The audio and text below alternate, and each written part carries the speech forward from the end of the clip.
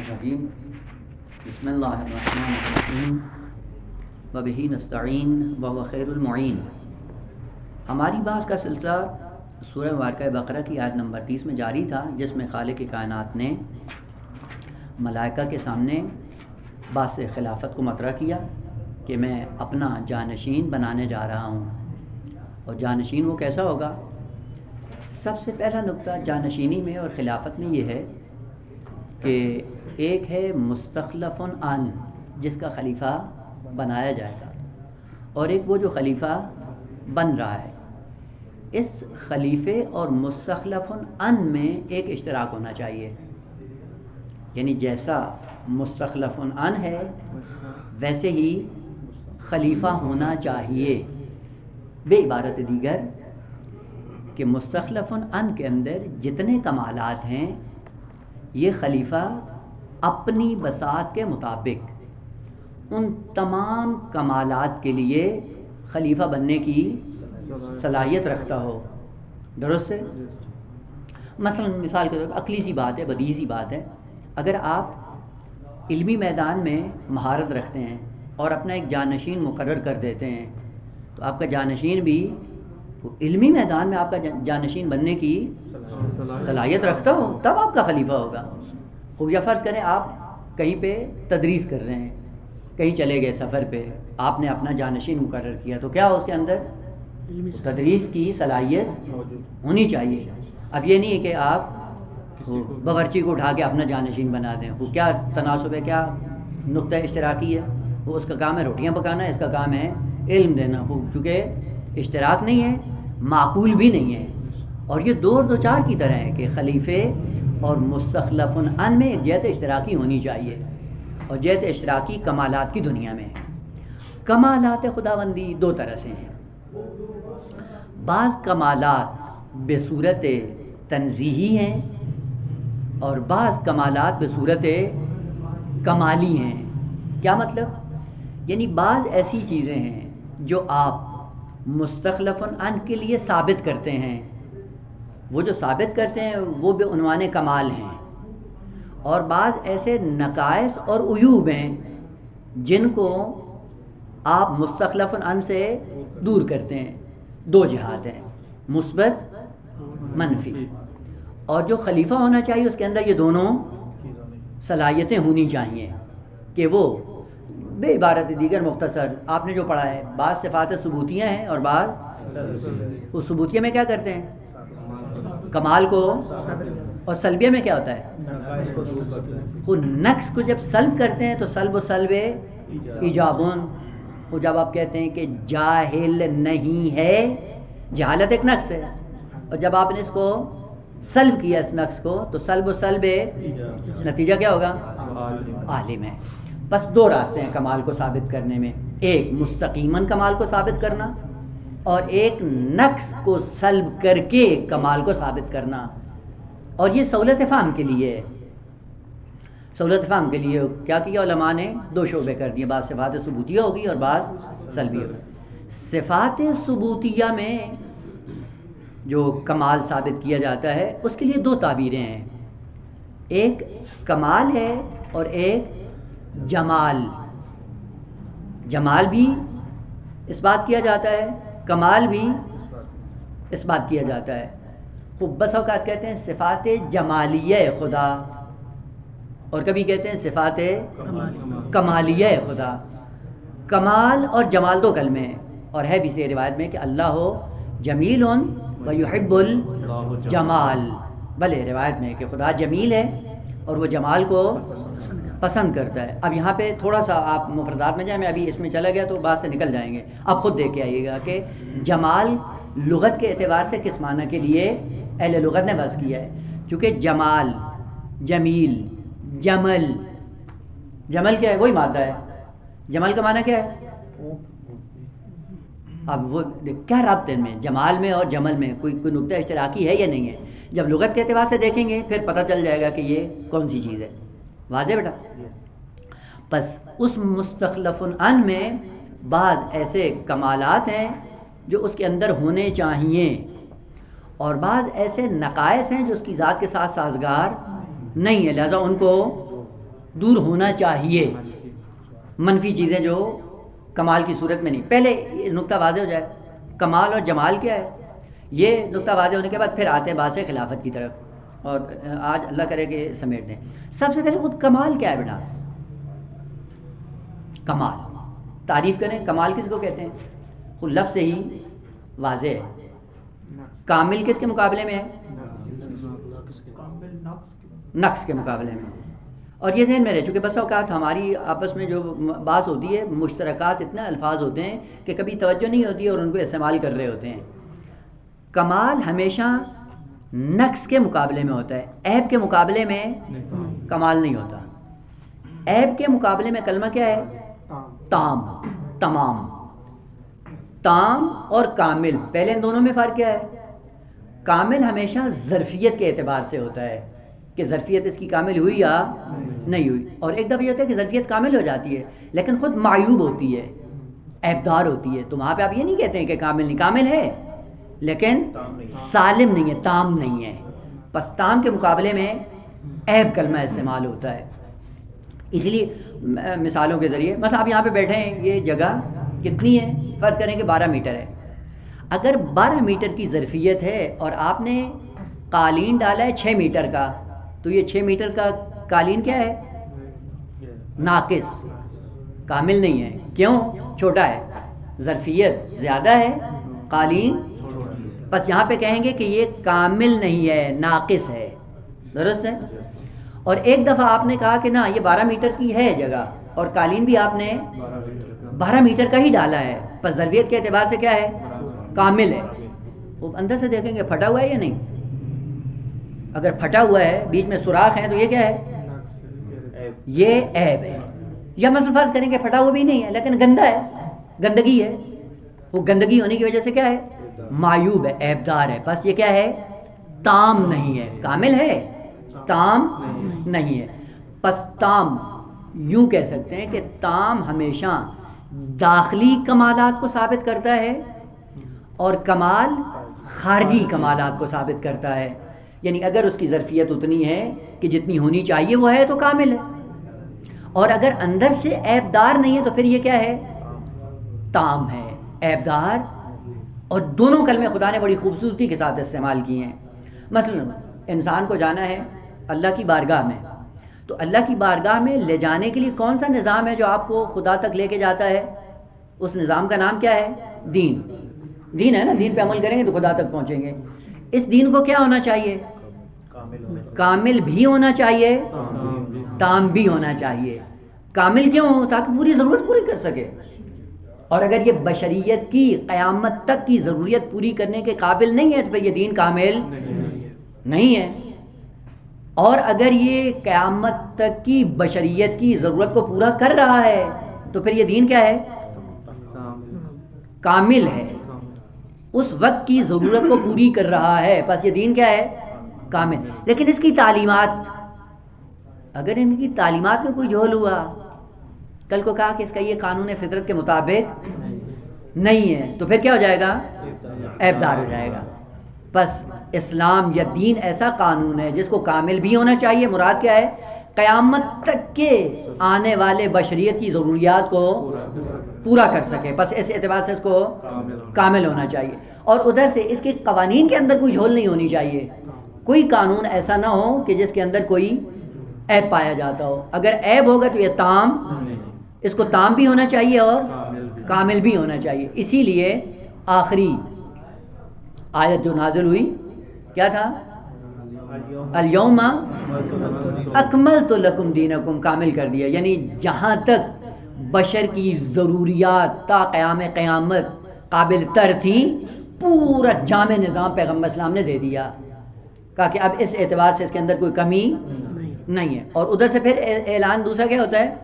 وَأَتْمَمْتُ عَلَيْكُمْ نِعْمَتِي، یعنی یہ کامل بھی ہے اور تام بھی ہے. یعنی اس کے قوانین کیا ہیں؟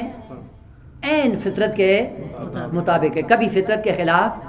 کیا کہتے ہیں؟ کہ دین فطری ہے. فطری ہے یعنی اس کے اندر کوئی عیب، ادھر سے دین ہے ادھر سے فطرت انسان ہے، دونوں آپس میں کیا ہیں؟ ہم آہنگ ہیں. چونکہ ہم آہنگ ہیں اس لیے یہ دین کیا ہے؟ تام بھی ہے، کامل بھی ہے. البتہ یہ نقطہ بھی عرض نہیں کرتا ہوں کہ اس کی تمامیت اور دین کا کمال ایک چیز کے سائے میں ہے، اور اس چیز کا نام کیا ہے؟ ولایت. کہ بغیر ولایت کے دین نہ مکمل ہے نہ تام ہے. انشاءاللہ یہ نقطہ رہے، بعد میں انشاءاللہ اس کو اگر بات سے ولایت ہوئی تو وہاں پہ عرض کروں گا اور بات مکمل ہو جائے گی. بس دین کامل ہے اور دین تام ہے. تام کا تعلق کس سے ہے؟ عیب کے مقابلے میں. کمال کا تعلق اس کے مقابلے میں نہ. پہلی صورت. دوسرا، کمال کی خصوصیت یہ ہے بیٹا، ذہن میں رہے ہمیشہ، یہ وہ بات نہیں ہے کہ قراردادی ہو، نہ قراردادی نہیں ہے، فطری بات ہے. کمال کے اندر ہمیشہ اختیار ہوتا ہے. یہ چیز حتماً ذہن نشین کر لیں. کمال کے پیچھے اختیار کار فرما ہے. اگر اختیار نہیں ہے جہاں پہ، وہاں پہ وہ آپ کا کمال نہیں ہے. ممکن ہے کمال ہو لیکن آپ کا نہیں ہوگا. کیوں؟ چونکہ آپ کا اختیار شامل نہیں ہے. پس کمال کی دوسری خصوصیت ہمیشہ جس کے پیچھے اختیار کار فرما ہوگا وہی آپ کا. جہاں پہ آپ کا اختیار سلب ہو گیا وہاں پہ آپ کا کمال نہیں ہے، ممکن ہے کسی اور کا ہو. جس کا بھی ہوگا اس کے اندر کیا چیز شامل ہوگی؟ اختیار. پس اختیار اور کمال یہ دونوں آپس میں لازم ہوں، ملزوم ہے. مثلا ایک جو سب سے بڑا نقص ہے انسان شناسی میں اور دین فہمی میں، وہ کیا ہے کہ ہم نے غیر اختیاری چیزوں کو معیار بنا لیا اور اسی معیار پہ ہم بشریت کو تولنا شروع کر دیتے ہیں. اور اس کا بارز ترین نمونہ پاکستان، ہندوستان میں نظر آتا ہے، بھائی بقیہ قوموں میں نظر نہیں آتا ہے. اس سے پتہ چلتا ہے کہ ہم فرہنگ اور کلچر اور علم کے اعتبار سے کتنا پائن ہیں. مثلا ایک تقسیم بندی کی ہوئی بشریت کی، کس اعتبار سے؟ قومیت کے اعتبار سے. نژاد، کاسٹ. یہ کاسٹ کیا ہے؟ وہ کمالات سمجھتے ہیں. ہم بلوچ ہیں، وہ پھر کیا ہو؟ ہم فرض کریں راجپوت ہیں، ہم مثلا آوان ہیں. اور یہ جو تقسیم کیا ہے؟ یہی بتاتا ہے کہ بشر کتنا انحطاط کا شکار ہے. یا مثلا اس گھرانے میں پیدا ہو گئے، جی ہم تو فلاں گھر سے ہیں اور یہ سارا ہمارا تشخص ہے، یہ کمال ہے. یہ کمال ہے؟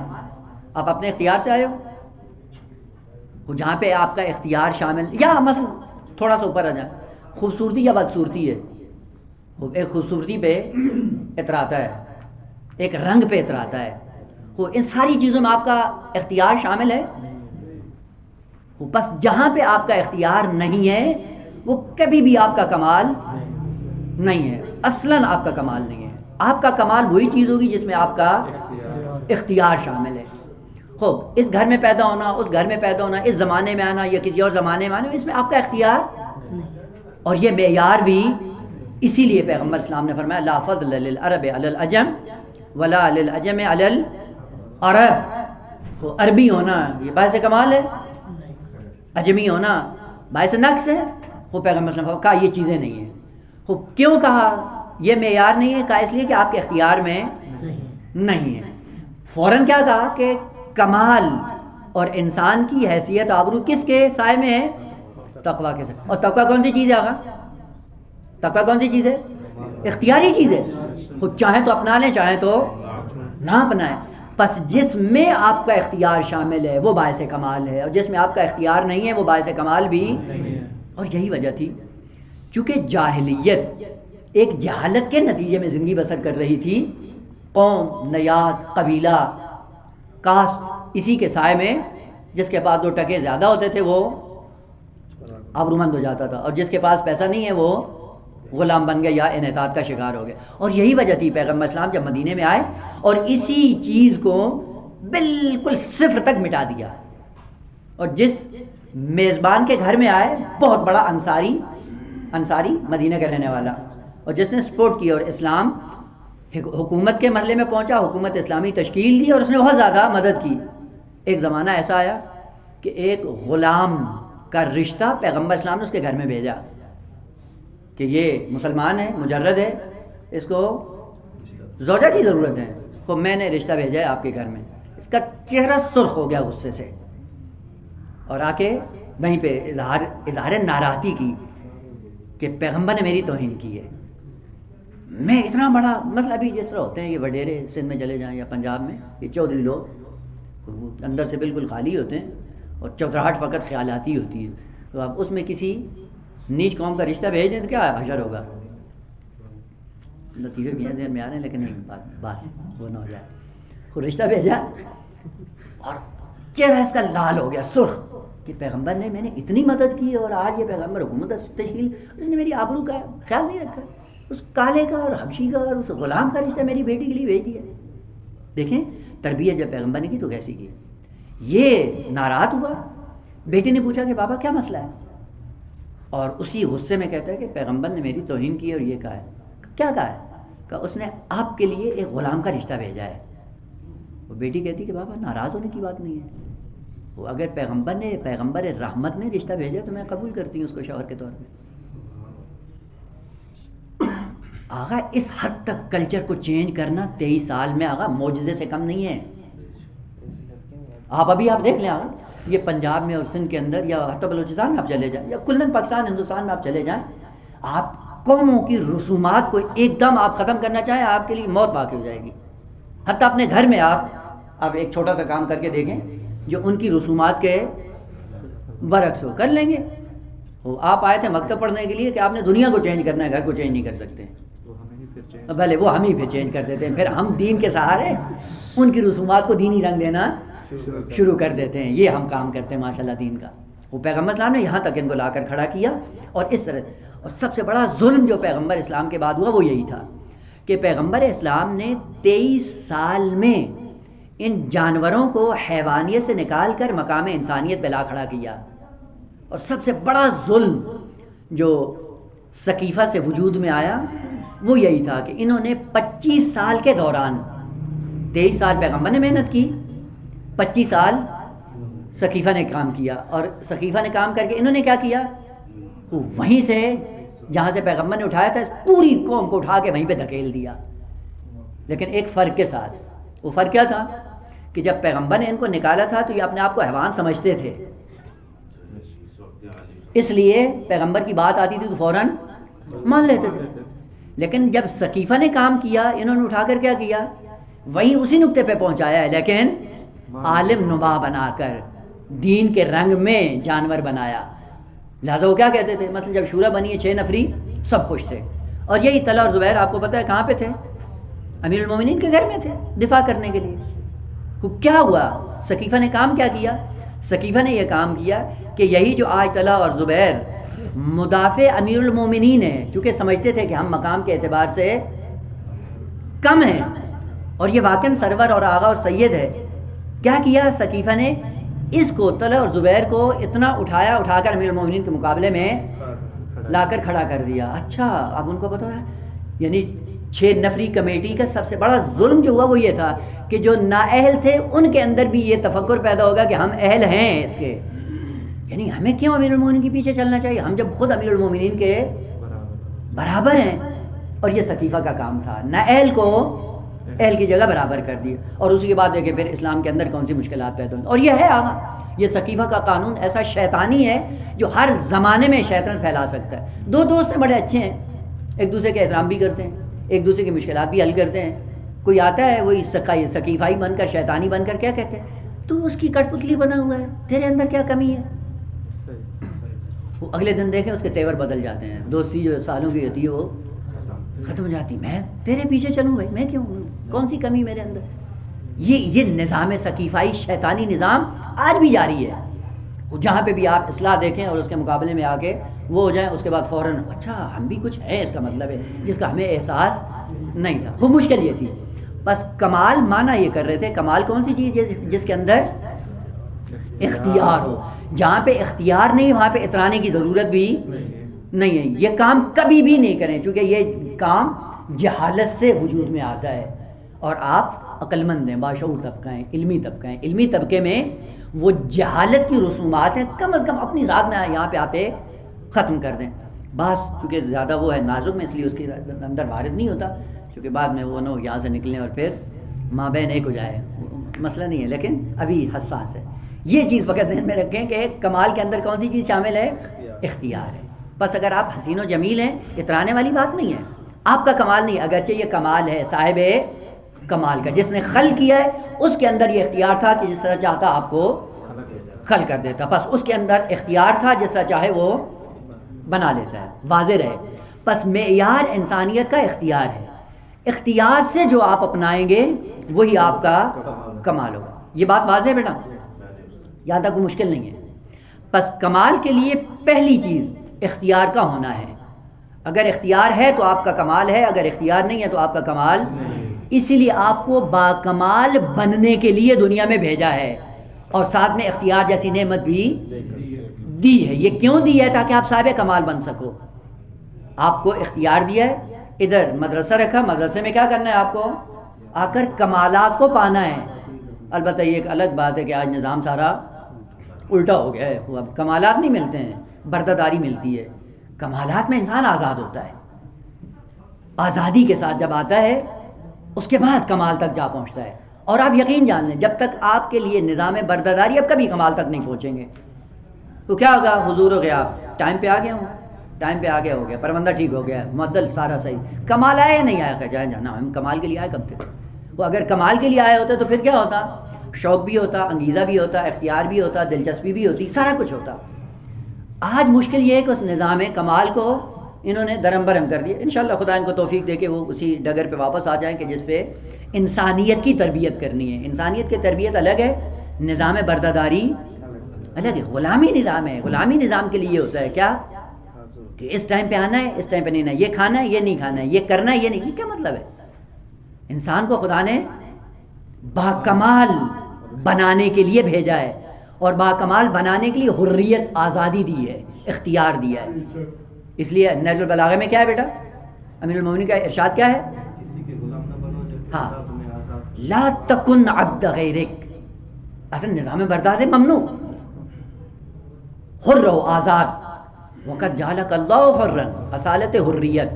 اصالت حریت پڑھیں گے انشاءاللہ. اصول میں ہیں, بعض اصول ہیں جن پہ پورا علم اصول قائم ہے. اصول لفظیہ جن کو کہتے ہیں, یا فقہ میں جاتے ہیں تو بعض اصول ہے, قواعد ہیں. بس اصالت و طہارت ایک قانون ہے. کیا مطلب؟ جہاں پہ آپ کو شک ہو کہ یہ چیز نجس ہے یا پاک ہے, تو وہاں پہ اصل کون سی جاری ہوتی ہے؟ یعنی پاک سمجھے اس کو. یہ قانون ہے طہارت کا, باب فقہ کا. انسانیت کو کمال تک جانے کے لیے کون سے قانون کی ضرورت ہے؟ اصالت حریت. یہ قانون ہے. جس کی زندگی میں اصالت حریت ہے وہ کمال پہ پہنچتا ہے, اور جہاں پہ اصالت حریت اسے سلب کر لیں کبھی کمال تک نہیں پہنچے گا. آپ کے نمبر ٹھیک ہو جائیں گے, آپ کا معدل 20 ہو جائے گا, آپ کو کاشناسی کا مدرک مل جائے گا, لیکن آپ کسی کھاتے کے نہیں ہیں. معاشرے میں ایک رسم جاہلی آپ ختم کرنے کے قابل. وہ کون ختم کرتا ہے؟ جو اصالت حریت کے قانون میں آ کر دین کو پڑھتا ہے. پس ذہن میں رہے, خدا نے ایک طرف سے کمال کو رکھا, دوسری طرف انسان کو کہا تمہیں یہاں تک آنا ہے. یہاں تک آنے کے لیے خداوند عالم نے آپ کو اختیار جیسی نعمت دی ہے. اپنے اختیار سے آؤ. علم حاصل کرنا ہے اختیار سے کرو, تقوی حاصل کرنا ہے اختیار سے کرو, ایمان کی دولت پہ آنا ہے اختیار سے آؤ. اگر اختیار نہیں ہے تو کچھ بھی نہیں ہے. بس ادھر سے اختیار رکھا, ادھر سے کمال کو رکھا, اور آپ کو یعنی پوری بشریت کو کمال کی طرف بلایا کہ کمال تک آؤ. کمال تک آنے کے لیے اختیار دیا. بس جس میں آپ کا اختیار نہیں ہے وہ کبھی آپ کا کمال. لہٰذا ان چیزوں پہ آئندہ سے نہیں اترانا کہ ہماری یہ قوم ہے, اس کی وہ قوم ہے, اس کی فلاں. نا, قوم قبیلے سارے کیا ہو جائیں گے؟ سب زمین میں دفن ہو جائیں گے. اور پھر کیا کہیں گے؟ کہ یہ چودھری صاحب نہیں ہے. جب مر جائیں تو کہتے ہیں اسما افہم, اسما افہم. کیا کرو اسما افہم؟ کہ جیسے ہی روح کا رابطہ ختم ہوتا ہے, اصل چودھری صاحب تو نہیں, کیا کہتے ہیں؟ لاش پڑی ہے. یہ جو چودھری صاحب تھے آپ کے وہ لاش بن گئے. کا سب یوں ہیں. ہاں, خوبصورتی تھی کیا؟ لاش ہے اب یہ. اور کہتے بھی ہیں فلاں صاحب کی میت پڑی ہے. وہ فلاں صاحب کیا تھے؟ وہ جو اختیار کے ساتھ بن کے گئے ہیں. وہ فلاں صاحب کی اب یہ میت پڑی, کیا بدبودار ہوگی, جلدی سے دفن کرو. یہ دوسرے بشریت کے لیے بدبودار بنا ہوا ہے. اختیار دیا اس کمال تک جانے کے لیے. واضح بیٹا یہاں تک؟ بس کمال اختیار دونوں لازم ہوں, ملزوم ہیں. خود پھر کمال اور جمال میں کیا فرق ہے؟ ہر دو شیء واحد ہیں. جمال بھی اسی کمال کو کہتے ہیں, کمال بھی اسی. خوب ان کی خصوصیت کیا ہوتی ہے کہ انسان صاحب قیمت ہو جاتا ہے. یعنی جب کمال آتا ہے تو کیا ہوتا ہے؟ صاحب قیمت, ارزش بڑھ جاتی ہے انسان کی. کرتے ہیں نا. مثلا ابھی آپ دیکھ لیں, خدا کا شکر کریں اس نعمت پہ.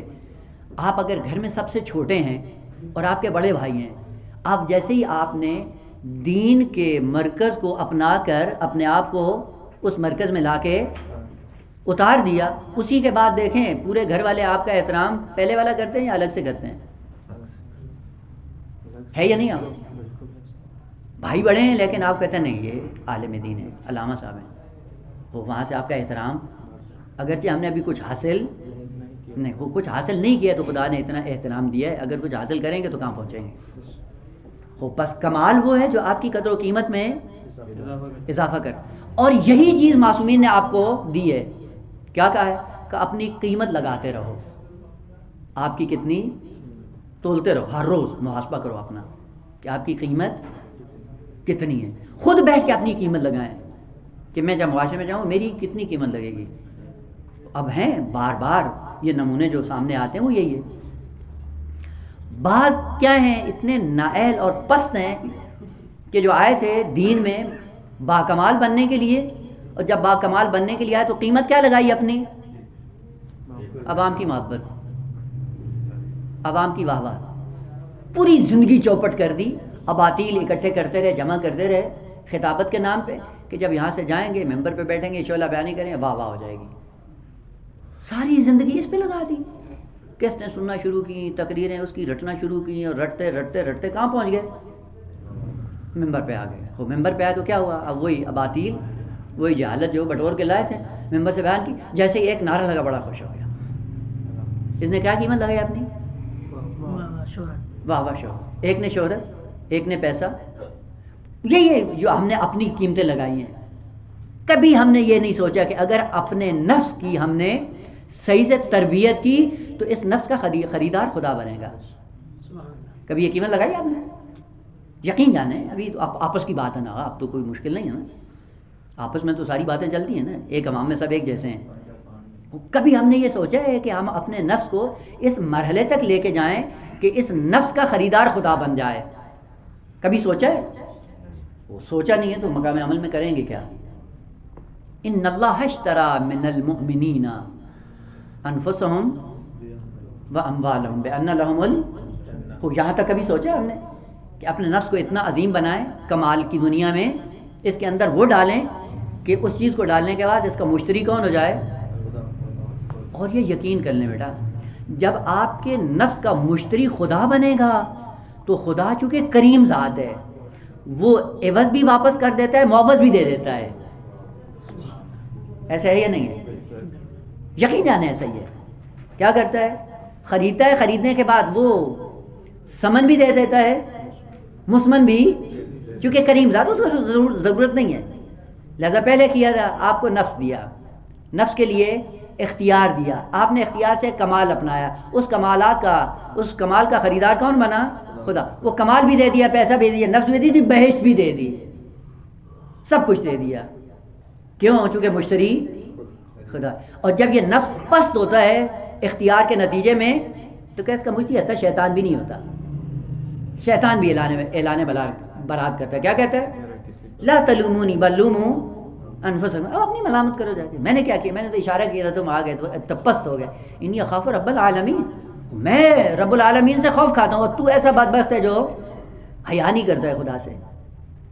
بس یہاں سے دیکھیں اگر مشتری خدا ہو فائدہ ہی فائدہ ہے، سمن بھی ہے، مسمن بھی ہے، عزت بھی ہے، آبرو بھی ہے، سب کچھ ہے۔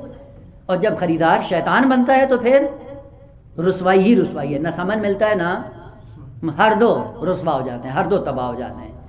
وہ آپ کو اختیار ہے کہ آپ مشتری شیطان کو بناتے ہو یا مشتری خدا کو بناتے ہو۔ اپنی اپنی قیمت لگائیں بیٹھ کے۔ قیمت کس سے لگتی ہے آقا؟ کمال سے لگتی ہے جو آپ نے حاصل کیا۔ فرق کیا تھا؟ بس کمال کیا کرتا ہے؟ آپ کی قیمت میں اضافہ کرتا ہے، آپ کی قدر و قیمت بڑھا دیتا ہے، اور اسی لیے ہم دنیا میں آئے ہیں کہ آپ اپنی کتنی اقدار کو بڑھا سکتے۔ روایت میں ہے نا جب قیامت میں بہشت میں جا کے پہنچیں گے تو وہاں پہ قاری قرآن جو اہل قرآن ہیں ان کے لیے خطاب ہوگا، اقرا ورقا، اقرا ورقا، کیا مطلب؟ پڑھتے جاؤ، درجات پہ پہنچتے جاؤ۔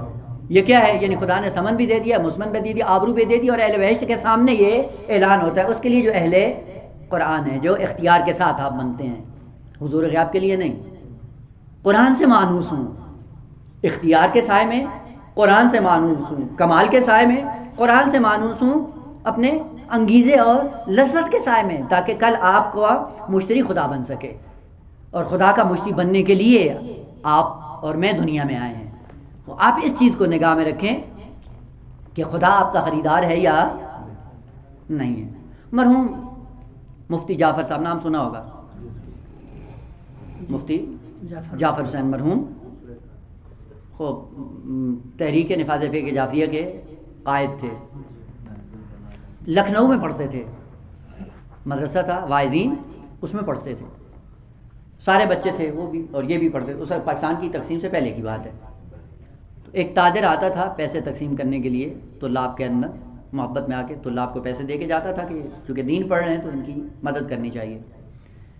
چونکہ پیسے وہ دیتا تھا تو آخر میں جیسے ہی وہ آتا تھا تو بچے اکٹھے ہو جاتے تھے پیسے لینے کے لیے، تو پہلے وہ آ کے اندر تقسیم کرتا تھا، پھر جیسے ہی آتے تھے وہ دروازے پہنچتا تھا، طلاب سب پہنچ جاتے تھے، وہیں دروازے پہ تقسیم کر کے چلا جاتا تھا۔ ایک دفعہ دیکھا کہ پیسے تقسیم کیے، ایک طالب علم وہ دور بیٹھا ہوا ہے، وہ نہیں آ رہا، تو اس نے کہا کہ جاؤ اس کو بھی بلا کے لے آؤ۔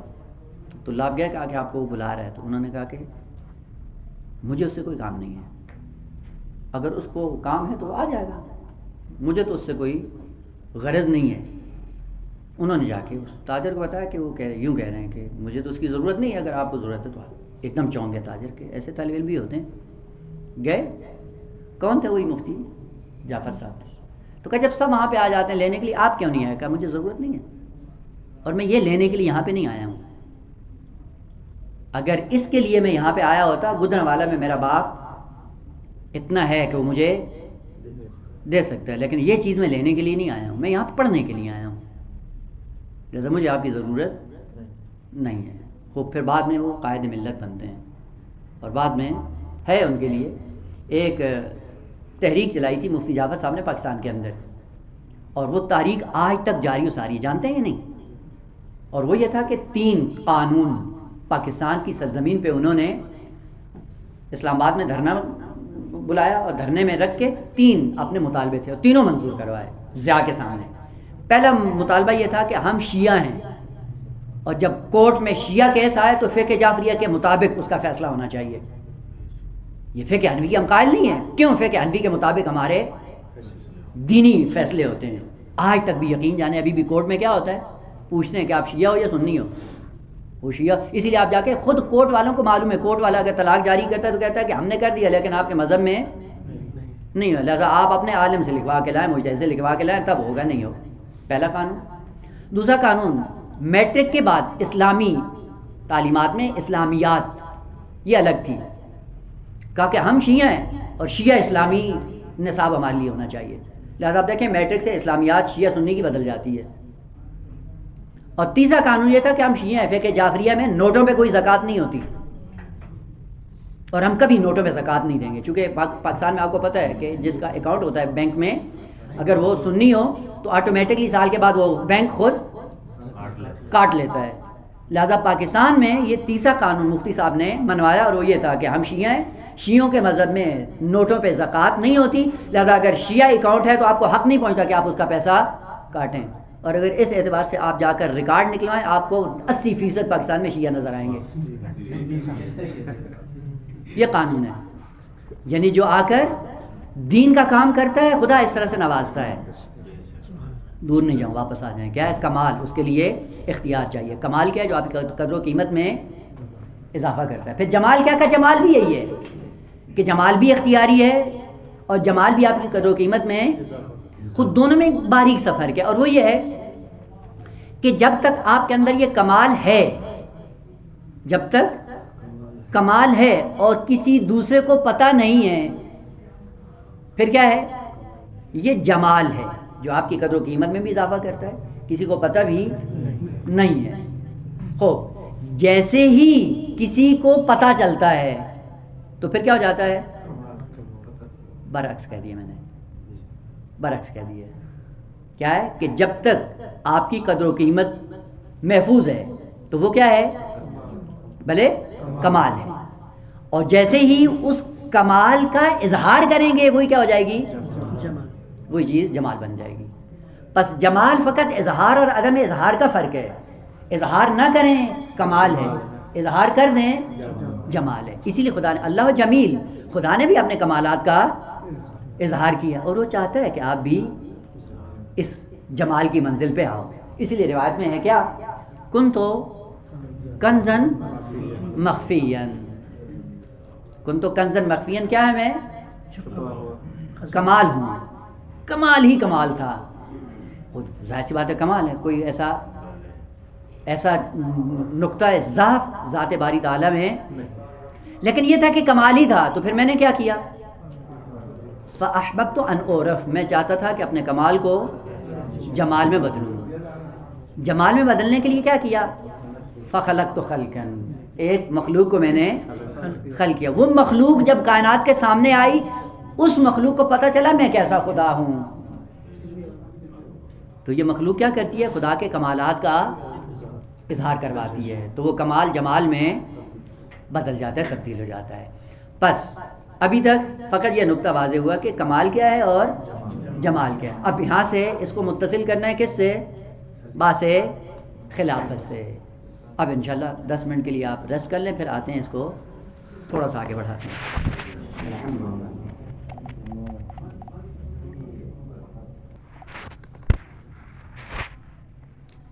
بسم اللہ الرحمن الرحیم وبہ نستعین وہو خیر المعین. دوسرا سیکشن ہماری اس بات سے تفصیل کا وہ کیا تھا، پہلے آج کیا تھا کہ کمال کیا ہے اور جمال کیا ہے. اب خلافت کیا ہے، خلافت الہیہ جو مستخلف ان کے کمالات کو اپناتا ہے. جو بھی کمالات خداوندی کو اپناتا رہے گا وہ اپنی اپنی مقدار کے مطابق خدا کا خلیفہ بنتا چلا جائے گا. جتنی مقدار میں آپ نے کمالات کو اپنانا شروع کیا، اسی اعتبار سے آپ کیا ہوں گے، خلیفہ خدا بنیں گے. اور مقام انسانیت کو خدا نے اپنا خلیفہ بنا کر دنیا میں بھیجا ہے. کیوں فقط انسان، ملائکہ کیوں نہیں، جنات کیوں نہیں، دوسری کائنات کیوں نہیں؟ اسی لیے فوراً جب بحث خلافت آئی، ملائکہ کے منہ میں بھی پانی آ گیا کہ یہ مقام ہمیں ملنا چاہیے. فوراً آ کے نقیصہ بیان کیا انسان کا، اتجعل فیہا من یفسد فیہا ویسفک الدماء، ایسے کو بنائے گا جو یہی کام کرے گا. یہ کون سا استفہام، سیوطی والوں نے پڑھا ہے. استفہام کی کئی قسمیں ہیں. استفہام انکاری، توبیخی، تقریری. تقریری میں کیا ہوتا ہے، اور استفہام حقیقی. استفہام حقیقی کیا ہوتا ہے، جہاں پہ سوال کرنے والا جاہل ہوتا ہے حقیقتاً، اور سوال کرتا ہے تاکہ اس کی جہالت دور ہو جائے. اس کو کیا کہتے ہیں، استفہام حقیقی. اور یہ استفہام حقیقی تھا ملائک کے لیے، نہیں پتہ تھا ان کو یہ کس مقام کا مالک ہے، کون سی خصوصیت ہے اس کے اندر، لہذا فوراً سوال کیا. اور اس کی دلیل بھی یہ ہے کہ خالق کائنات نے ان کے اعتراض پر کوئی جواب نہیں دیا. جیسے انہوں نے اعتراض کیا کہ یہ کام کرے گا، خدا نے کہا بھلے، یہ جو تمہیں سمجھ میں آ رہی مجھے بھی آ رہی ہے، پتہ ہے کہ یہ کام کرے گا، لیکن اس چیز میں یہ میرا خلیفہ نہیں ہوگا. یہ کس چیز میں میرا خلیفہ ہوگا، کہ ایسی چیز میں جو تم نہیں جانتے. فوراً اپنا کمال کا اظہار کیا. اور ہم کیا ہیں، نحن نسبح بحمدک ونقدس لک، یعنی ہمارے اندر یہ کمال ہے اور اس کے اندر یہ کمال. اور خدا نے پلٹ کر کیا کہا یہ کمال فقط یہاں تک نہیں چاہیے، اس سے بالاتر کمال چاہیے مجھے. اور اس کے اندر یا اس تک پہنچنے کے لیے فقط انسان میں صلاحیت ہے، تم میں نہیں. خوب پہلے اس کا معنی کر دوں پھر تاکہ بات واضح ہو جائے. اور وہ یہ تسبیح کیا ہے اور تقدیس کیا ہے. تسبیح اور تقدیس کیا ہے. تسبیح کس سے کلمہ نکلا ہے، سباحہ. سباحہ کس کو کہتے ہیں، سباحت سین کے ساتھ. احسنتم، تیراکی کو یا فضا میں بلند پروازی کو تسبیح کہتے ہیں. بلند پروازی یا تیراکی سری، اس کو کیا کہتے ہیں، تسبیح. یہ تسبیح کا معنی یہ نہیں ہے کہ پلاسٹک کے لی تو ثواب کم ملے گا اور مٹی کے لے لی تو ثواب. دانے گننے کا نام تسبیح نہیں ہے. تسبیح پرواز کا نام ہے. پرواز کرنا ہے. کیا مقام مادیہ سے اٹھ کر مقام معنویت میں آنا ہے. اس مقام پہ پہنچنے کے بعد اظہار کرنے کا نام تسبیح ہے. وہ تسبیح سیدہ کیا ہے؟ وہ یہ گننا نہیں ہے کہ 34 مرتبہ گن لیا، 33 مرتبہ ہم گن لیے اور 33 مرتبہ سبحان اللہ گن لیا تو ہم مسبح ہو جائیں گے. نہ خیر، مسبح کون ہوگا؟ بھلے مسبح کیا کرتا ہے؟ پرواز کرتا ہے، مقام پہ آتا ہے، زبان کے ذریعے کیا کرتا ہے؟ اس کا اظہار کرتا ہے. اصل کمالات ہیں ہی ایسے دین کے اندر. مثلا آپ باہر کھڑے ہیں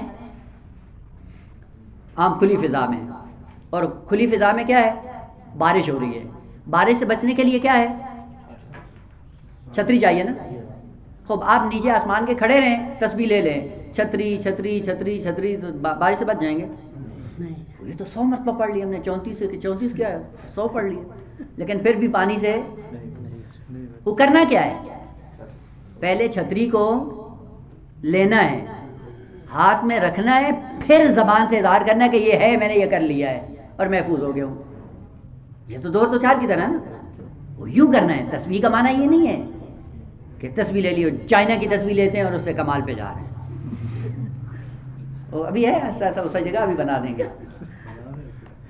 اور خصوصاً جب آدمی جاتا ہے مکہ میں حج کرنے کے لیے، وہ حج ابراہیمی نہیں ہوتا، حج چائنیز ہوتا ہے. ساری پروڈکٹ چائنا کی ہیں، صفا مروہ تک انہوں نے پہنچا دی ہیں، مقام عرفات تک پہنچا دی، اور یہ بھی وہی کر کے خوش ہو جاتا ہے کہ میں حج کر کے آیا ہوں. یہ نہیں ہے. تسبیح حرکت سری ہے. توجہ رہے، تسبیح حرکت وہ حرکت سری کمالات میں ہے. وہ کمالات میں حرکت کرو اور زبان سے اظہار کرو. اللہ اکبر کیا مطلب؟ اللہ اکبر من ان یوسف. خوب اس مقام پہ آنے کی ضرورت. عبادت ایسی کرو کہ سامنے والا دیکھ کے آپ کے وصف کرنے سے عاجز ہو جائے، پھر اظہار کرو. اللہ اکبر کا پتہ چلتا ہے تسبیح اظہار ہے. اور اس کے لیے امام سجاد علیہ السلام تھے، آتے تھے مسجد نبوی میں، پورا مدینہ بے دین مدینہ اٹھ کر آتا تھا سید سجاد کی عبادت دیکھنے کے لیے. ما اعبد هذا الرجل، یہ کیسا انسان ہے یار، اتنے واقعات کربلا کے ہونے کے باوجود خدا کی عبادت ایسے کرتا ہے جیسے خدا کو دیکھ رہا ہے. بھلے سید سجاد جب کہتا ہے اللہ اکبر، یہ تسبیح ہے. وہ اللہ اکبر کا معنی کیا ہے؟ اللہ اکبر من ان یوسف. خدا اس سے برتر ہے کہ وہ آپ کی توصیف میں آ سکے. آپ عبد بن کر اللہ اکبر کہتے ہو. اس طرح سے کہو کہ پتہ چلے کہ واقعی عبادت کی دنیا میں یہاں پہ ہو. تو ہم کیا کرتے ہیں؟ اٹھک بیٹھک اور السلام علیکم ورحمۃ اللہ کے انتظار میں ہوتے ہیں. جیسے ہی رحمۃ اللہ کہیں آگے پیسے مل جائے ادارے کے، فلاں مرحوم کے لیے پڑی تھی. تو پھر تسبیح جلدی جلدی اس نے اگر شرط لگا دی ہو کہ یہ تسبیح کے دانے بھی گننے ہیں، تو وہ بھی گن لیتے ہیں. سمجھتے ہیں وہ آج تو ہم نے پڑھا تیر مارا ہے. نا، تسبیح حرکت سری ہے. حرکت سری یعنی خود کمال کی دنیا میں آنا ہے. کمال کی دنیا آنے کے بعد پھر زبان سے اظہار کرنا ہے. پہلے پڑھنا ہے، علم کی دنیا میں آؤ اور پھر بیٹھ کر معاشرے میں اظہار کرو. یہ تسبیح ہے. علم پڑھا نہیں ہے جا کے اظہار کرتے ہیں. یہ پاکستانی واحد معاشرہ ایسا ہے جو بن پڑھے مجتہد ہوتے ہیں اور دین کے اندر اس طرح سے اظہار کرتے ہیں. کچھ بھی نہیں جانتا ہے، دین کی باتیں پوچھو، بیچارے عالم دین سے پوچھا جا رہا ہے، وہ پھدک پڑتا ہے بیچ میں کہ اس کا جواب یعنی پڑھے پڑھائے دنیا میں آتے ہیں. خود تسبیح کا معنی کیا ہے؟ حرکت ہے سری کمالات کی تسبیح. اس کے مقابلے میں کیا ہے؟ تقدیس. ہر دو تسبیح ہو یا تقدیس ہو، یہ صفات سلبیہ کا جو مظہر بنتا ہے اس کے اندر تسبیح بھی ہوتی ہے، تقدیس بھی ہوتی ہے. کیا مطلب؟ ابھی آج کیا نا، صفات سلبیہ، صفات ثبوتیہ. تسبیح اور تقدیس کیا ہے؟ عیوب مادی سے خدا کو منزہ قرار دینا. عیوب مادی سے خدا کو منزہ قرار دینا، یہ کیا ہے؟ تسبیح یا تقدیس. تقدیس فرق نہیں ہے، آگے پیچھے ہو جائے تو مطلب ذہن میں ہونا چاہیے. اور نقائص معنویہ سے خدا کو منزہ کرنا تسبیح ہے یا تقدیس. البتہ دونوں میں فرق ہے, تردید میری طرف سے, ہاں اب وہ ممکن ہے ایک آگے پیچھے ہو جائے. پس بعض نقائص ایسے ہیں جو مادی ہیں اور بعض ایسے نقائص ہیں جو معنوی ہیں. مثلا مادی نقص کیا ہے؟ جسم کا ہونا. جسم کا ہونا یہ کیا ہے؟ نقص ہے, یہ عیب ہے. اسی لیے آپ جسم سے ماورا ہوں. اسی لیے خداوند عالم نے آپ کو جسم سے ماورا حقیقت کے طور پہ خلق کیا بنام روح, اگرچہ جسم کے ساتھ مرتبط کر دیا کہ ایک زمانے تک روح اس جسم کی محتاج ہے. بس مادی نقص کیا ہے؟ جسم کا ہونا. اس سے اگر خدا کو آپ نے منزہ کر دیا, یہ کیا ہو جائے گی؟ تقدیس. اور بعض نقائص معنوی ہیں.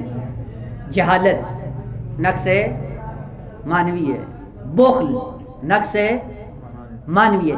اس سے اگر آپ نے خدا کو منزہ کیا, یہ کیا ہو جائے گی؟ تسبیح. پس تسبیح و تقدیس کیا ہے؟ عیوب مادی اور عیوب معنوی سے خدا کو منزہ قرار دینا, یہ کیا ہے؟ تسبیح و. کو ملائکہ نے بھی کہا, اپنی اوقات بھی بتا دی, کہا کہ ہم تیری تسبیح بھی کرتے ہیں, ہم تیری تقدیس بھی کرتے ہیں.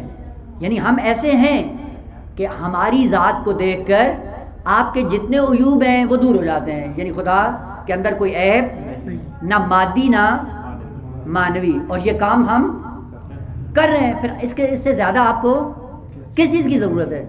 خدا نے کہا نہیں, اس سے بالاتر مجھے ایک اور چیز کی ضرورت ہے, اور وہ کیا ہے؟ کہ میرا کام فقط یہ نہیں ہے کہ میرے عیوب کو دور کیا جائے, عیوب کے بعد میں اپنے کمالات کو بھی بعض ذوات کے اندر دیکھنا چاہتا ہوں. یہ جو صفات ثبوتیہ کے مظہر ہوں. مثال عرض کروں, بات لگتا ہے ذہن سے دور چلی گئی. حضرت موسیٰ علیہ السلام آئے اور انہوں نے کیا کہا؟ گناہ نہیں کرو, بس گناہ سے بچنا ہے. گناہ سے بچنا ایک کام ہے انسان کا, درست ہے. حضرت عیسیٰ علیہ السلام آئے اور انہوں نے آ کر بشر کو یہاں تک پہنچا دیا کہ بھائی نہ فقط گناہ نہیں کرو بلکہ گناہ کا تصور بھی نہ کرو. یہاں سے کیا ہوگا؟ آپ کی ذات کا ایک پہلو مکمل ہوگا, ایک کمال کی حد تک آپ آ گئے. اور وہ کیا ہے؟ نہ گناہ کرتے ہیں اور نہ گناہ کا تصور کرتے. اسی لیے کہ عیسائی نے کسی مسلمان کو پکڑ لیا اور اتفاق سے شیعہ تھا, کہ تمہارے پیغمبر کے آنے کی ضرورت ہی نہیں تھی. کہ جب حضرت عیسیٰ علیہ السلام تک ہمارے انبیاء نے آ کر کام بشریت کا تمام کر دیا ہے تو اس کے بعد رسول کی تو ضرورت ہی نہیں ہے. کیونکہ حضرت موسیٰ علیہ السلام تک جتنے انبیاء آئے انہوں نے بشر کو یہاں تک پہنچایا کہ بھائی تمہیں کوئی گناہ نہیں کرنا ہے. یہاں تک ایک مرحلہ کمال تک تھا. سارے انبیاء نے حضرت موسیٰ علیہ السلام تک آ کر یہ مطلب سمجھا دیا بشریت کو کہ بھائی آپ لوگوں کو اپنے آپ کو گناہ سے بچانا ہے, گناہ سے آلودہ نہیں کرنا ہے. خوب حضرت موسیٰ سے لے کر حضرت عیسیٰ تک جو انبیاء آئے انہوں نے آ کر بشر کے اندر ایک آخری کمال پیدا کر دیا, اور وہ کیا کیا؟ کہ گناہ کا تصور بھی نہیں کرنا. اس کے بعد کوئی کمال کی وہ کیا کہتے ہیں کوئی سیڑھی باقی ہی نہیں تھی کہ جس کے لیے آپ کے پیغمبر کی ضرورت پڑے. ایک دم مبہوت ہوا اور کہتے ہیں میں نے توسل کیا جناب سیدہ سے, فوراً بات ذہن میں آ گئی. اور وہ یہ تھا کہ یہ بشر کے کمال کا ایک حصہ ہے, اور وہ کیا ہے کہ یہ نہیں کرنا ہے, یہ نہیں کرنا ہے, یہ نہیں کرنا ہے, یہ نہیں کرنا ہے. اور ابھی دوسرا پہلو باقی تھا کہ کچھ کرنا ہے. وہ جو کچھ کرنا ہے وہ کمال کی منزل باقی تھی, اسی لیے خالق کائنات نے ہمارے پیغمبر کو بھیجا ہے. پس نقائص سے دور کرنا ایک کمال ہے, اور نقائص سے بچنے کے بعد اب کمال کے ساتھ بھی اپنے آپ کو آراستہ کرنا ہے, یعنی کمالات کو اپنے اندر ایجاد کرنا. کچھ کرنا بھی ہے, وہ کرنا کیا ہے؟ اس کے لیے پیغمبر اسلام کو بھیجا ہے. بے عبارت دیگر صفات سلبیہ میں کیا ہے؟ ملائکہ نے کہا کہ یہ نہیں کرنا, یہ نہیں کرنا, یہ نہیں کرنا ہے. خدا نے کہا ایک پہلو درست ہے, میں بھی قبول کرتا ہوں کہ تمہارے اندر یہ صلاحیت ہے. اور اس کے بعد کیا کرنا ہے کہ کچھ کرنا ہے. صبح اٹھ کر نیند کو چھوڑ کر مصلی عبادت پہ جو تم میں نہیں ہے, اس کے لیے مجھے مظہر چاہیے. وہ جو مظہر چاہیے وہ اس لیے وہ صلاحیت تمہارے اندر تو تمہیں نیند کی لذت کہاں پتہ کہ نیند کی لذت چھوڑ کر آؤ مصلی عبادت پہ. تمہیں ایثار کا کیا جذبہ ہے کہ دشمن بھی آئے اور جب ایثار کی بات آئے تو اپنی چیز اٹھا کر دے دینی, یہ تمہارے اندر نہیں. مجھے اس کے لیے خلیفہ چاہیے. بس خلیفہ کس لیے چاہیے؟ کہ جو ہر دو صفات کا مظہر ہو, تم ایک صفت کے مظہر ہو. لہذا تمہارے اندر مکمل خلیفہ بننے کی صلاحیت نہیں ہے. اس لیے مجھے ضرورت پڑی ہے کہ کائنات کے اندر خلیفہ بناؤں کہ جو خلیفہ کیا ہو؟ کامل ہو. صفات ثبوتیہ کا بھی مظہر ہو اور صفات سلبیہ کا بھی مظہر ہو. واضح ہوا بیٹا؟ بس ملائک نے جو اعتراض کیا وہ ایک پہلو کی طرف ناظر تھا، دوسرے پہلو کی طرف نہیں تھا. اسی لیے خداوند عالم جب کہا انی اعلم ما لا تعلمون چپ ہو گئے کہ واقعاً کوئی اس کے اندر خصوصیت ہے جس خصوصیت کی وجہ سے خدا نے اس کو اپنا خلیفہ بنایا ہے. اور فقط خدا نے یہ نہیں کہا اور یہ کہہ کہ ان کا منہ بند کر دیا، نہ، معرض امتحان میں ڈال دیا. اور معرض امتحان میں ڈالنے کے بعد اس حقیقت کو خدا نے برملا کر دیا. تب کیا ہو گئے؟ بالکل خاموش ہو گئے اور زندگی بھر کے لیے خاموش ہو گئے. اور قیامت تک کے لیے ملک خادم مقام انسانیت بن گیا.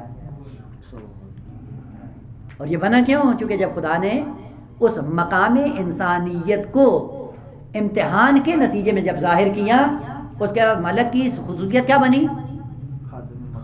خادم مقام انسان. اور یہی وجہ تھی کہ جب حضرت آدم علیہ السلام دنیا سے جاتے ہیں اور ان کا بیٹا آ کر نماز جنازہ پڑھاتا ہے حضرت آدم علیہ السلام کی، اور جبرائیل آتے ہیں بعنوان مقتدی شرکت کرنے کے لیے، اور حضرت آدم علیہ السلام کا بیٹا اعلان کرتا ہے کہ آگے بڑھیے اور آپ نماز جنازہ پڑھائیے ہمارے والد کی. جبرائیل نے جواب دیا کہ جب سے خدا نے امتحان لیا اس کے بعد ہم نے ایک قدم مقام انسانیت سے آگے نہیں رکھا ہے. ملک ہے، سید الملائکہ ہے. جواب کیا دیتا ہے کہ جب ہمارے لیے مسلم ہو گیا کہ مقام انسانیت ہم سے برتر ہے، پھر ہمیں آگے بڑھنے کی خدا نے اجازت نہیں دی. یہ مقام آپ کو زیبا لگتا ہے، آپ معصوم کی نماز جنازہ پڑھائیے.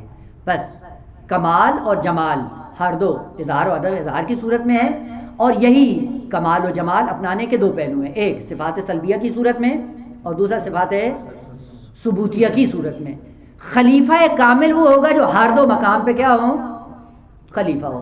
نقائص خداوندی بھی دور کر رہا ہو، کمالات خداوندی بھی دے رہا ہو، اپنا رہا ہو، وہ خلیفہ کامل ہے. ایک بات یہاں پہ آخری، اور یہاں پہ انشاءاللہ چاہ رہا تھا کہ یہ ختم ہو جائے، اور وہ یہ ہے کہ پھر یہ نبوت، رسالت، امامت، آیا یہ کمال ہیں یا کمال نہیں ہیں؟ درست ہے؟ ایک سوال کہ نبوت کمال ہے یا کمال، رسالت کمال ہے یا کمال، امامت کمال ہے یا کمال نہیں ہے. ابھی جو قانون کلی ذکر کیا تھا اس سے کیا سمجھ میں آتا ہے؟ کمال کے لیے کیا چاہیے؟ جہاں پہ اختیار نہیں وہ آپ کا کمال. خوب، اگر ایک فرد انسانی نبی بن جاتا ہے تو یہ مقام نبوت اس کے لیے کمال ہے؟ اس کا کمال کیوں؟ چونکہ اس کا اختیار اللہ اعلم حیث یجعل رسالتہ، یہ خدا کے اختیار میں ہے کہ کس کے اوپر نبوت کی ذمہ داری رکھ دے، کس کے اوپر رسالت کی، اور کس کے اوپر، یہ کس کے اختیار میں ہے؟ اللہ. بس یہ اللہ کا کمال ہے، نبی کا کمال نہیں ہے. پھر اس کو کیا کہتے ہیں؟ تعبیر بڑی نازک سی ہے، دو کلمے بیٹا. ایک ہے کمال، اس کے مقابلے میں کیا ہے؟ منصب یا درجہ اور منصب. منصب کس کو کہتے ہیں؟ پوسٹ، ذمہ داری، عہدہ. اور عہدے کیا ہوتے ہیں؟ درجہ بندی ہوتی ہے عہدوں کی. اور عہدے کیا ہوتے ہیں؟ عہدے اختیاری نہیں ہوتے ہیں انسان کے سامنے. عہدے کیا ہوتے ہیں؟ غیر اختیاری. کوئی اس کو بناتا ہے. یہی وجہ ہے کہ جب کوئی بناتا ہے تو بن جاتا ہے، جب کوئی ختم کرتا ہے تو عہدوں کی خصوصیت یہ، منصب کی خصوصیت. آج آپ نے ووٹ دیا، کیا بن گیا؟ ایم پی اے بن گیا. وہ ایم پی بننے سے باکمال ہو گیا؟ ایک کیا اعتبار بڑھ گیا نا. اعتبار سے کیا ہو گئی ہے؟ ذمہ داری بڑھ گئی ہے. تو کل کو کیا کیا؟ اتار دیا، جب نہ اہل ہو. تو پھر کیا ہوا؟ ختم ہو گیا نا. بس مناصب اور عہدے یوں ہوتے ہیں بیٹا، ذہن میں رہے کہ جو کسی کے دینے سے مل جاتے ہیں اور کسی کے لینے سے چلے. لیکن کمال ایسا نہیں ہوتا. کمال کیا ہوتا ہے؟ آسن. اولاً کسی کے دینے سے ملتا نہیں جب تک آپ خود کوشش نہ کریں گے. علم کمال ہے آپ کے لیے. کیوں کمال ہے؟ وہ خود حاصل کریں گے تو آ جائے گا، نہیں کریں گے تو نہیں آئے گا. استاد چلاتا رہا، 2 سال چلاتا رہا، کچھ بھی نہیں ہوا. کیوں؟ چونکہ خود کوشش نہیں کی. بس کمال کسی کے دینے سے نہیں ملتا ہے، بلکہ خود اختیار سے کسب کرنا پڑتا ہے، اور جب کسب کر لیں پھر کیا ہے، آپ سے چھین نہیں سکتا. آپ کہہ میں چوری کر لوں گا، میں ڈاکہ ڈال لوں گا، ختم کر دوں گا، صلاحیت نہیں کر سکتے ہیں. جو کمال آپ نے حاصل کر لیا، کسی دوسرے میں جرأت نہیں ہے کہ آپ سے اس کو چھین لیں، مگر یہ کہ آپ خود اس کے دشمن بن جائیں، آپ اپنے ہاتھ سے اپنا کمال خود ہی ختم کر دیں. یہ تو واضح ہے نا بیٹا. بس کمالات وہ ہوتے ہیں جو اختیار کے سائے میں کسب کیے جاتے ہیں، ان کے مقابلے میں مناسب کیا ہیں، جو دیے جاتے ہیں، غیر اختیاری ہوتے ہیں، کسی کے دینے سے مل جاتے ہیں اور کسی کے لینے سے چھن جاتے ہیں. بس اس لیے کہا جاتا ہے کہ مناسب اختیاری نہیں ہے. وہ جب اختیاری نہیں ہے تو پھر انسان کا کمال بھی واضح بیٹا. اس لیے آپ جا کر دیکھیں دوسرے مرلے میں جناب سیدہ کمالات کی دنیا میں غیر پیغمبر خاتم بقیہ انبیاء سے افضل ہے یا نہیں ہے؟ افضل ہے. وہ بی بی نبی ہیں؟ رسول ہیں؟ امام ہیں؟ وہ حضرت ابراہیم سے افضل ہے، تو حضرت ابراہیم کیا ہے؟ نبی بھی ہیں، رسول بھی ہیں. بس ان کے اندر تو 3 کمال موجود ہے اور بی بی کے اندر نہیں، اور پھر کیسے افضل ہو گئیں؟ یہاں سے پتہ چلتا ہے کہ یہ تینوں مناسب ابراہیم ہیں، نہ کمال ابراہیم. اللہ نے دی ہے، اور اللہ جب چاہے گا لے لے گا. بس مناسب کمال نہیں ہے جس کو دیا جا رہا ہے. اب دوسرا سوال کہ مناسب ملتے کس کو ہیں بھائی؟ احسنتم. بس مناسب اس کو ملتے ہیں جس کے اندر کمال ہو. مناسب ملتے باکمال انسان کو ہیں، لیکن خود منصب کمال. اس لیے آپ جب پریزیڈنٹ بناتے ہیں، نونوائی والے کو اٹھا کے آپ پریزیڈنٹ بنا دیتے ہیں، کیوں نہیں بناتے؟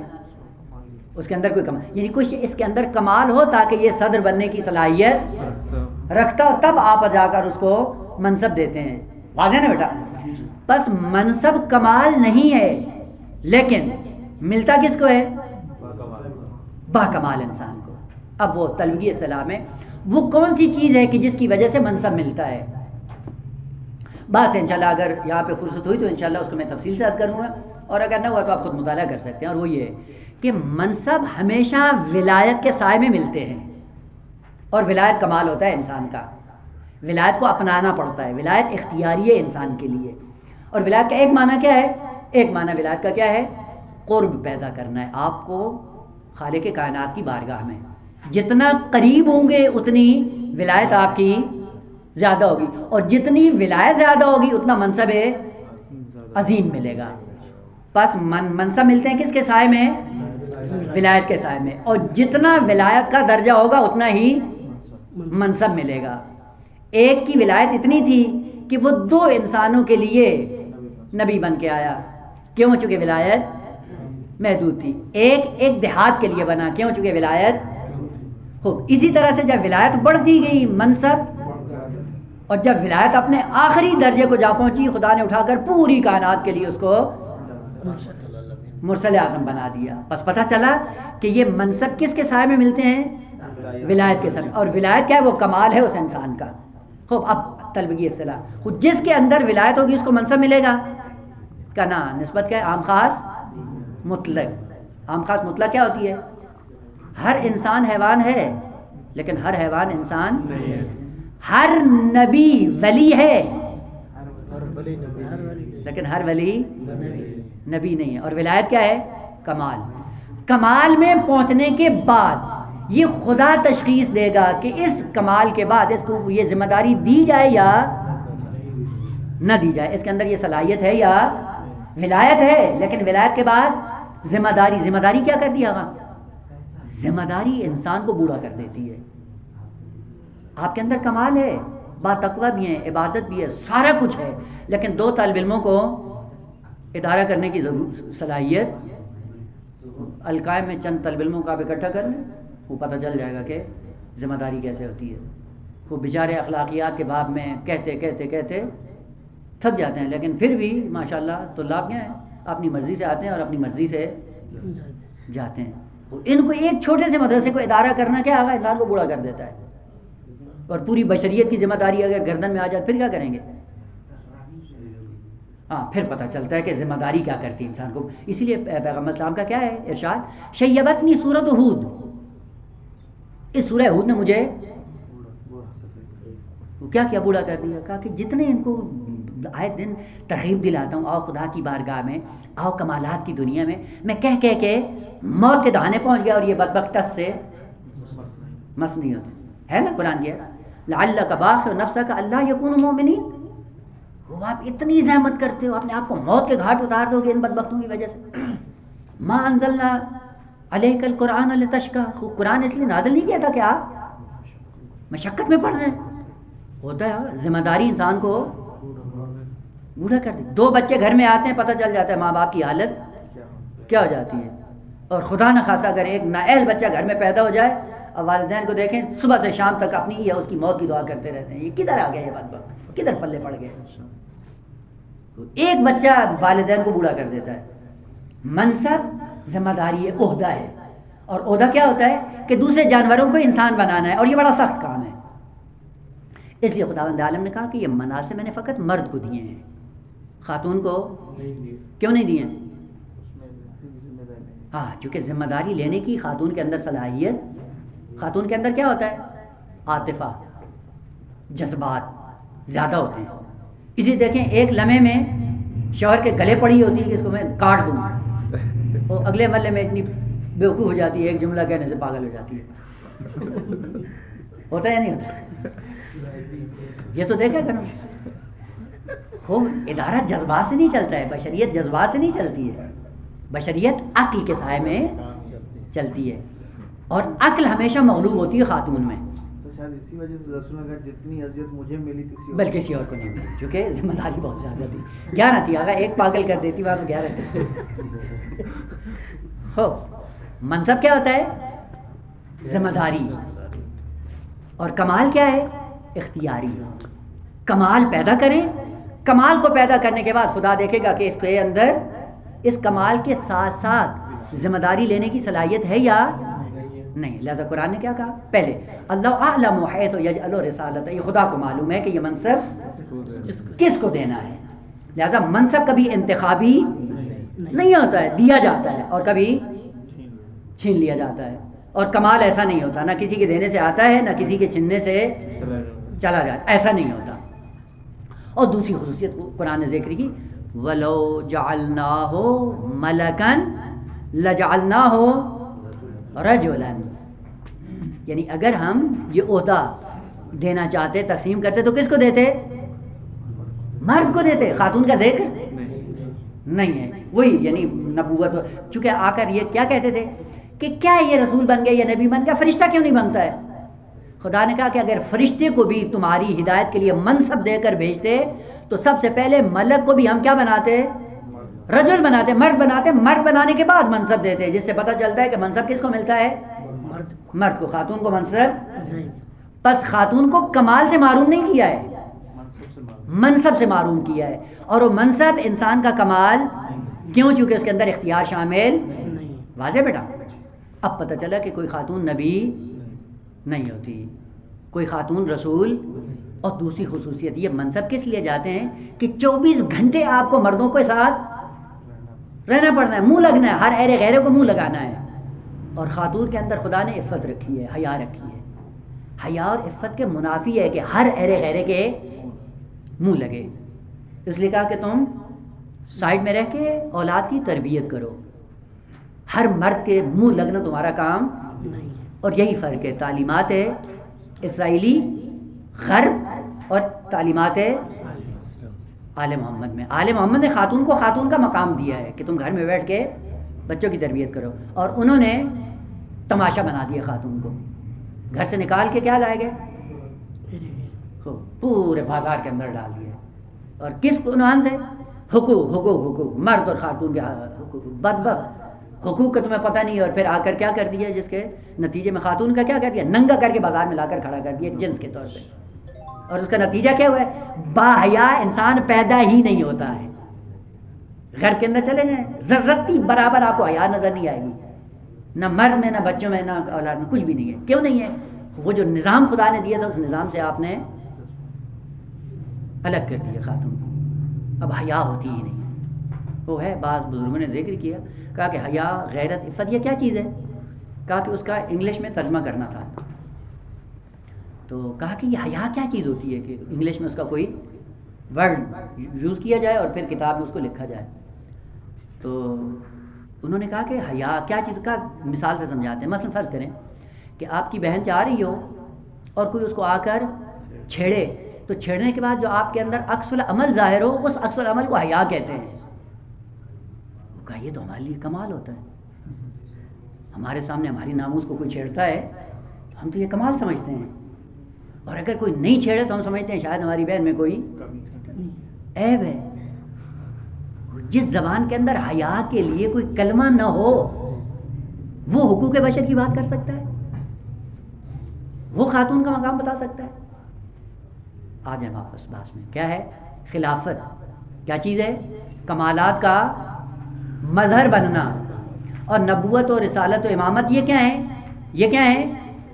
منصب آسن تم, یہ ہے مناسب.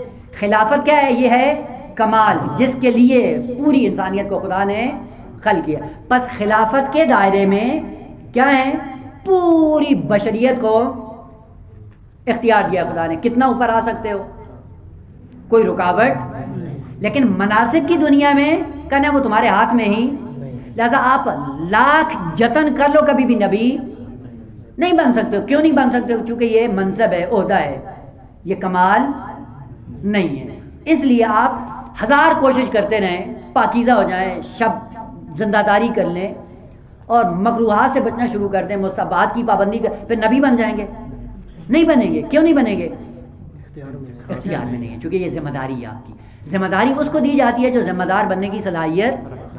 اور یہ آپ اپنے ساتھ بھی دیکھ سکتے ہیں یہ چیز. مثلا آپ دو طالب علم ہیں, آپس میں مباحثہ کرتے ہیں مقام علمی میں, دونوں ایک دوسرے کو جانتے ہیں کہ یہ کتنے پانی میں. ایک علمیت کے میدان میں بہت بڑا عالم ہے, دوسرا کمتر عالم ہے. لیکن یہ جو زیادہ عالم ہے یہ بیچارہ سادہ ہے, شریف آدمی ہے. لیکن وہ جو کم عالم ہے بڑا زیرک اور تیز ہے. وہ جو زیرک ہے وہ کبھی دھوکا, اور وہ جو بیچارہ عالم دین ہے, عالم ہے, وہ کیا ہے؟ فوراً دھوکا کھا جاتا ہے. وہ پھر کس کے ذمہ وہ کریں؟ وہ زیرک کو دیں. وہ آپ کہیں گے اس کا علم کم ہے. کہا ہمیں کمال نہیں چاہیے, ہمیں یہ ذمہ داری چاہیے, سادہ نہ ہو. وہ جب مثلا امیر المومنین نے جناب کمیل کو ایک منطقے کا والی بنایا, اور والی بنانے کے بعد کیا ہوا؟ چند دن کے بعد کہا چھوڑو, تم فقط دعائے کمیل کے ہی قابل ہو, پڑھو بیٹھ گئے یہاں پہ. یہ نظام چلانا تمہاری ذمہ داری. ذمہ داری نبھانے کے لیے بہت سے گیسٹ چاہیے الگ سے. ہو اگر ایک کو آپ نے والی بنا دیا, وہ کیا ہے کمال کے درجے میں آپ سے آگے نکل گئے؟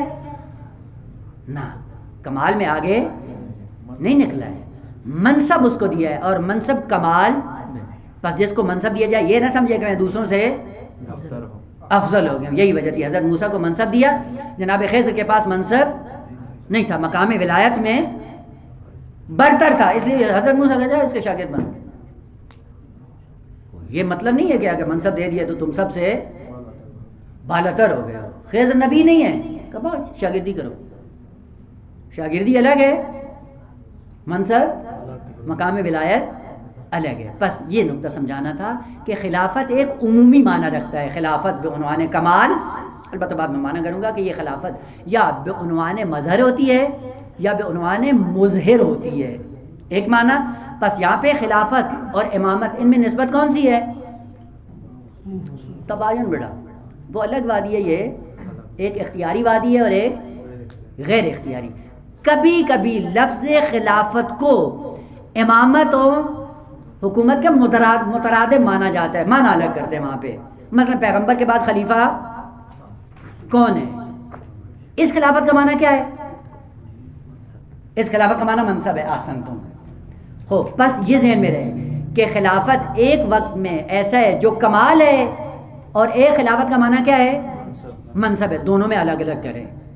تو بس اگر سوال کیا جائے بھائی خلافت کمال ہے یا نہیں ہے, پلٹ کر پہلے یہ سوال کریں کہ آپ کی خلافت سے مراد, اگر آپ کی مراد خلافت سے کمال ہے بھلے وہ سب کے لیے ہے، اور اگر آپ کی مراد خلافت سے امامت اور منصب ہے خوب بھلے وہ سب کے لیے نہیں ہے۔ وہ کون انتخاب کرے گا؟ وہ خدا کے ہاتھ میں، اللہ کے ہاتھ میں ہے۔ بس یہاں تک یہ بات واضح ہوئی کہ خلافت دو معنوں میں استعمال ہوتی ہے، ایک خلافت بے معنی منصب اور ایک خلافت بے معنی کمال۔ ابھی یہ جو بات چل رہی تھی انی جاعل فی الارض خلیفہ، یہ بات کون سی ہے؟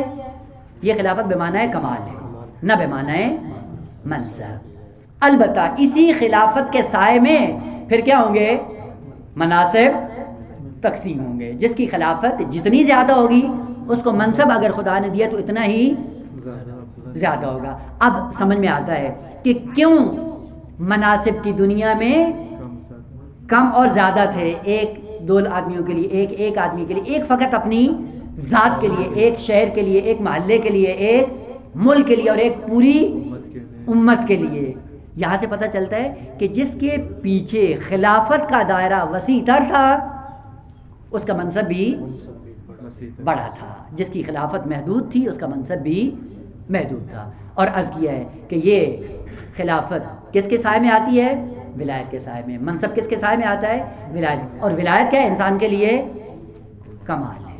البتہ ابھی یہ ذہن میں رہے، ابھی ایک جملہ اور عرض کر دوں، انشاءاللہ بعد میں اس کو عرض کروں گا، اور یہ ہے کہ خود ولایت بھی دو طرح سے ہے، وہ الگ بات ہے۔ موٹی ولایت بھی دو طرح سے ہے۔ ایک کیا ہے؟ ولایت رتبی، اور دوسری کیا ہے؟ ولایت منصبی۔ ولایت رتبی منصبی کیا مطلب؟ یعنی ولایت رتبی وہ ہے کہ انسان مقام عبادت میں جب سفر کرتا ہے قرب الہی حاصل کر لیتا ہے، جو کمال ہے انسان کے لیے، نہ جو کوئی کسی سے چھین نہیں سکتا ہے۔ اور جب آپ پہنچتے ہیں ولایت رتبی میں، اس ولایت رتبی کے دو شعبے ہیں، کبھی ولایت تشریعی ہے اور کبھی ولایت تکوینی ہے۔ ذہن میں رہے، چونکہ ابھی تقسیم نہیں کی، بات نہیں کی، فقط ایک اشارہ کر رہا ہوں۔ ولایت منصبی کیا ہے؟ ولایت منصبی یہ ہوتی ہے کہ جس کو منصب دیا جاتا ہے، منصب دینے کے بعد اس کو اختیارات بھی دیے جاتے ہیں، ہوتا ہے یا نہیں ہوتا ہے؟ مثلا ابھی آپ کا مدرسہ القائم ہے چھوٹا سا، آپ نے کسی کو مدیر بنا دیا، اور مدیر بنانے کے بعد کیا کہا؟ خبردار کسی طالب علم کو چوں نہیں کہنا ہے، تو کیا کہے گا؟ یہ کیوں دیا تمہیں؟ یہ منصب کیوں دیا؟ یہ جو منصب دیا تو اس کے لیے کیا کرو؟ اختیارات دو۔ اگر اختیارات ہیں تو یہ مدیریت سنبھالتا ہوں، اگر یہ نہیں ہے تو بس۔ یہ کیا ہے؟ ولایت منصبی، یعنی وہ ولایت جو منصب سے جنم لیتی ہے، وہ کیا ہے؟ ولایت منصبی۔ مثلا پیغمبر اسلام کو خدا نے حاکم شرعی بنا دیا، یہ حکومت منصب امامت کے سائے میں دیا، یعنی یہ منصب ذمہ داری ہے، تو کرنا کیا ہے؟ کہ یہ منصب کیوں دیا ہے؟ کہ دین کو نافذ کرنا ہے۔ تو جب دین کو نافذ کرنا ہے، اختیارات نہیں دینے ہیں، چلے گا یہ منصب؟ چلے گا؟ بس یہ منصب دیا، منصب دینے کے بعد کیا کہا؟ آپ کو اختیارات دیے۔ کیا اختیار دیے ہیں؟ چور کو کوڑے مارنے ہیں، قاتل کو پھانسی لگانا ہے، جس نے کسی کا حق کھایا اس کو پکڑ کے سزا دینی ہے۔ یہ سزا دینا، چور کے ہاتھ کاٹنا، زانی کو کوڑے مارنا، قاتل کو اعدام کرنا، یہ کیا ہے؟ اختیارات ہیں۔ یہ اختیارات کہاں سے وجود میں آئے ہیں؟ منصب سے۔ اور جو اختیارات منصب سے وجود میں آئے ان کو کہا جاتا ہے ولایت منصبی۔ واضح؟ ولایت رتبی کیا ہے؟ جو خود کمال کے سائے میں حاصل کرتا ہے، اور ولایت منصبی کیا ہے؟ جو منصب سے وجود میں آتی ہے۔ منصب سے جو وجود میں آتی ہے اس کو کیا کہتے ہیں؟ ولایت منصبی۔ اب ولایت منصبی کیا ہوتی ہے؟ کہ جو منصب کا تقاضا ہے، جو بھی اس منصب میں آئے گا یہ ولایت اس کے پاس آ جائے۔ اگر پیغمبر خاتم اس منصب پہ ہیں تو وہ اختیارات پیغمبر کے پاس ہیں یا نہیں ہیں؟ اور اگر اس پہ وہاں پہ امام آ جاتا ہے، امام کے پاس وہ اختیارات ہیں یا نہیں ہیں؟ ہیں۔ اور اگر اس پہ فقیہ مجتہد آ جاتا ہے تو وہ اختیارات ہوں گے یا؟ اسی لیے ہم نے جملہ استعمال کیا اور نہ اہلوں سے ہضم نہیں ہوا۔ امام نے کیا جملہ کہا تھا کہ ولایت فقیہ ہمان ولایت رسول اللہ، وہی اللہ کی ولایت جو پیغمبر کو دی، وہی ولایت جو رسول اللہ کی تھی، وہی ولایت فقیہ کے پاس ہے۔ نائلوں نے کیا سمجھا، کہا کہ جو درجہ پیغمبر کا ہے وہی فقیہ کا ہے. انہوں نے کہا نائل یہ مراد نہیں ہے میری، پیغمبر کے درجے اور مرتبے میں کوئی بھی نہیں پہنچ سکتا. وہ ولایت رتبی ہے جس میں کوئی پیغمبر کا شریک نہیں ہے. اور یہ ولایت رسول اللہ کی کیا ہے؟ منصبی. کیا مطلب؟ یعنی جب اسلام کو نافذ کریں گے، اسلام کو نافذ کرنے کے لیے خدا نے رسول کو اختیار دیا ہے کہ تم نے زانی کو 100 کوڑے مارنے ہیں. یہ کیا ہے؟ یہ ولایت ہے منصبی. جو بھی حاکم اشار ہوگا اس کی ذمہ داری یہی ہے. فقیہ جب حاکم بنے اور فقیہ دین کو نافذ کرے تو اب اس کی ولایت وہ منصبی. اگر وہ نہیں ہے تو فقیہ کو کیا ہے کہ چونکہ یہ فقیہ ہے، نبی نہیں ہے، یہ 100 نہیں مار سکتا، یہ 50 مارے. یوں ہوتا ہے. یہ کتنے مارے گا؟ یہ 100 ہی مارے گا. اس کو کیا کہتے ہیں؟ ولایت منصبی. بس ولایت منصبی فقیہ کے پاس بھی ہے چونکہ حاکم ہے، امام کے پاس بھی ہے چونکہ حاکم ہے، نبی کے پاس بھی ہے چونکہ حاکم. پس ولایت منصبی ایک ہوتی ہے جو منصب کا تقاضا ہوتی ہے. یعنی جو اختیارات آپ نے رئیس جمہور کو دے دی وہ سب کے ہیں، وہ پزشکیان ہو، وہ روحانی نہل ہو یا احمدی نیاد ہو، جو بھی ہو، خود مقام صدارت کے اختیارات ہیں. وہ جو بھی اس منصب پہ آئے گا سارے اختیارات اس کے وہی. پھر یوں نہیں ہوتا کہ فلاں قوم سے آئے تو اس کے اختیارات کم کر دو، سید آیا تو اس کے اختیارات. یہ نہیں ہے. منصب کا تقاضا الگ ہوتا ہے. بس ایک ولایت منصبی ہے اور ایک ولایت رتبی ہے. اور ولایت رتبی کے سائے میں بعضوں کو ولایت منصبی ملتی ہے. ممکن ہے ولایت رتبی ہو لیکن ولایت منصبی، جس طرح کہ خاتون ہے، خاتون ولایت میں پہنچ جاتی ہے لیکن منصبی ولایت اس کو کیوں نہیں ملتی؟ اس لیے اولاد پہ حق نہیں رکھتی. پتہ ہے نا کیوں نہیں رکھتی ہے؟ کیوں حق نہیں رکھتی؟ کیونکہ اولاد پہ حق رکھنا یہ ولایت منصبی ہے اور منصب خدا نے خاتون کو نہیں دیا. لہذا اولاد کے لیے ولایت اس کے ہاتھ میں کس کو دیا ہے؟ حق باپ کو. پس چونکہ وہ باپ ولایت منصبی کا عہدہ لے سکتا ہے اس لیے ولایت منصبی بھی اس کے ہاتھ میں ہے. اب یہ مطلب نہیں ہے کہ باپ کی اگر ولایت ہے بیٹی کے لیے تو اس کا مطلب یہ ہے کہ بیٹی مفضول ہے اور باپ نہ. خیر ممکن ہے کمالات کی دنیا میں بیٹی افضل ہو لیکن ولایت باپ کی اس کے اختیار میں ہے. بس ان دونوں کو آپس میں جدا کریں. ولایت منصبی الگ ہے، ولایت رتبی الگ ہے. بعض جو ولایت فقیہ میں ہوتی ہے وہ بعض ولایت منصبی ہے، نہ ولایت رتبی. سلسلہ کرام جاری ہے، انشاءاللہ اگلے ہفتے عرض کریں گے.